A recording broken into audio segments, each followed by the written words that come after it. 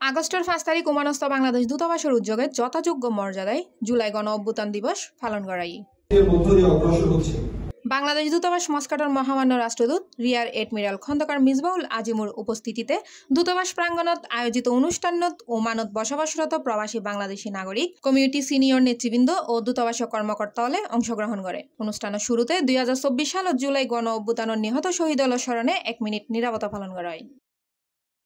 এছাড়াও সরকার কর্তৃক প্রেরিত জুলাই গণ অভ্যুত্থান সম্পর্কিত প্রামাণ্যচিত্র প্রদর্শন করা হয়। দূতাবাস প্রাঙ্গণত এই আন্দোলনের স্মৃতিচারণে গ্রাফিতি আলোকচিত্র প্রদর্শনের ব্যবস্থা করা হয়। তারা জুলাই গণ অভ্যুত্থান প্রবাসী হল ভূমিকা উল্লেখ করি ইতার অবদান ও স্বীকৃতির লাই সরকারের প্রতি আহ্বান জানায়। রাষ্ট্রদূত রিয়ার এডমিরাল খন্দকার মিসবাউল আজিম তার বক্তব্যে জুলাই গণ অভ্যুত্থান শহীদ দলরে গভীর শ্রদ্ধার ফোঁয়ারে স্মরণ করি এবং আহত হলর দ্রুত সুস্থতা কামনা করে। এখানে কোনো গোষ্ঠী বা দল চিন্তা করে না, প্রবাসীদের উন্নয়নের যে কোনো পরামর্শ আপনারা সবসময় মন খুলে দিবেন।